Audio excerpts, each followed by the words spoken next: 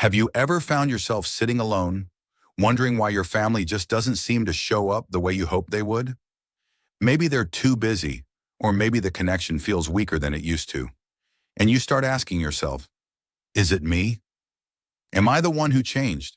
If that sounds familiar, you're not alone. Many people over 60 experience this. It's a tough pill to swallow when the people you love most aren't offering the support or attention you expected at this stage of life. It can feel isolating, even painful. But here's something I want you to hold on to. Just because family support isn't there the way you imagined, it doesn't mean you're powerless. In fact, you have more strength, more wisdom, and more control than you might realize. And today we're going to talk about how to use that power to stay strong, centered, and genuinely happy, no matter how others around you behave. Because your happiness and peace of mind are still in your hands. In this video, we're going to walk through 5 practical ways to stay emotionally strong and fulfilled, even when your family isn't offering the support you deserve. These aren't just theories. These are real strategies that have helped countless people regain their confidence, joy, and sense of purpose.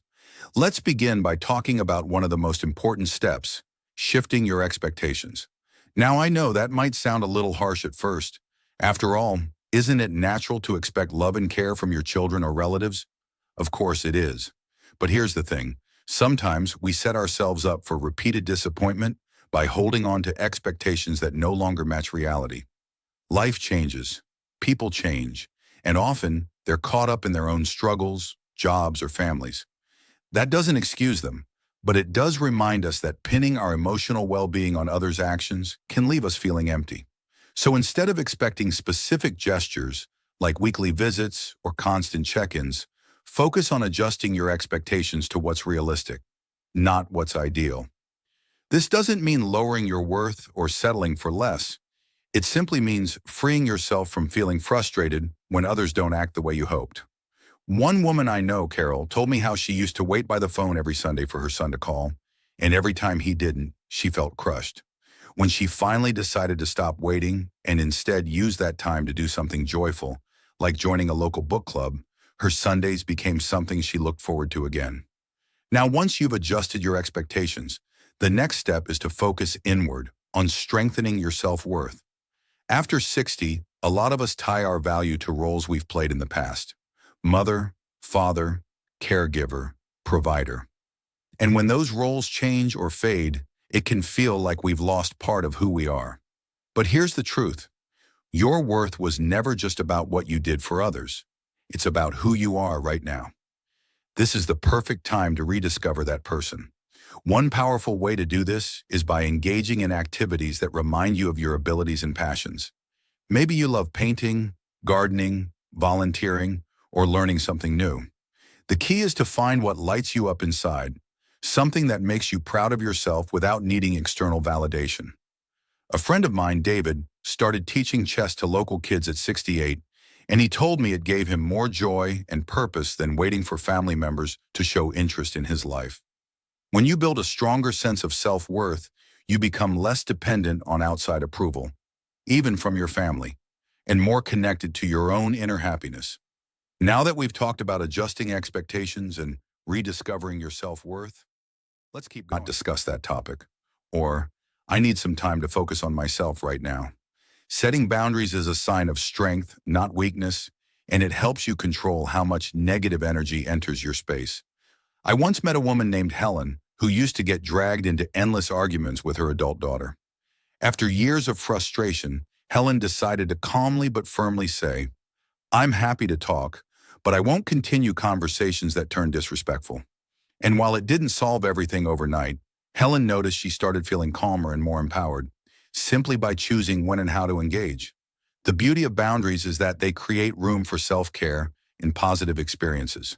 They remind you that you have every right to protect your emotional health, especially now, when you deserve peace more than ever. As we move forward, let's take all this, adjusting expectations, strengthening your self-worth, expanding your support system, and setting boundaries, and layer on one more important piece. That missing piece is learning to nurture joy from within. When family support isn't present, it's easy to feel like happiness is out of reach. But the truth is, joy is something you can cultivate no matter what's going on around you. It starts by taking small steps every day to bring light into your own life. This could be as simple as spending time in nature, sipping your favorite tea on a quiet morning, or starting a gratitude journal where you write down 3 things you're thankful for each day. Joy doesn't always come from big dramatic changes.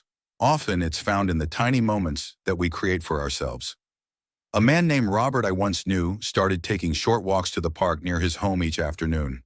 At first it was just a way to get some fresh air, but soon he found himself looking forward to hearing the birds, watching the leaves sway in the breeze, and feeling the sun on his face. That simple act became his daily reminder that life still holds beauty, even when relationships feel strained. And here's the thing about creating joy on your own terms. It has a ripple effect. When you feel content and strong inside, it radiates outward.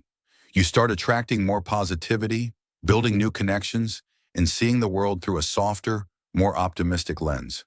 Instead of waiting for someone else to bring you happiness, you're holding the keys to it yourself. Now, I know this might sound easier said than done, especially if you've been feeling unsupported or disappointed for a long time, but I want you to remember this. The fact that you're here, listening to this right now, means you're already taking the first step. You're choosing to prioritize your well-being, your peace, and your happiness. That choice is powerful. So as we bring everything together, let's take a moment to reflect on how far you've come in this journey. You've learned how to release expectations that may have been holding you back, how to reconnect with your sense of self-worth, how to build new relationships beyond family, how to protect your emotional energy through healthy boundaries, and how to create joy from within on your terms. You don't have to wait for others to treat you differently in order to start feeling better. You can begin today, right now, by taking ownership of your own happiness. And when you do, you'll find that life can still be full of meaning, connection, and fulfillment, even when family falls short. Before you go, I'd love to hear from you. Have you experienced this kind of challenge with family support? What has helped you stay strong and happy in spite of it? Feel free to share your thoughts in the comments below, because your story might inspire someone else who needs to hear it. If you found this video helpful, don't forget to give it a like and hit that subscribe button so you won't miss more tips on how to live your best, healthiest life after 60.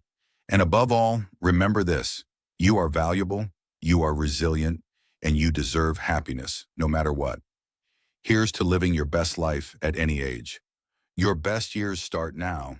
Subscribe and grow with us.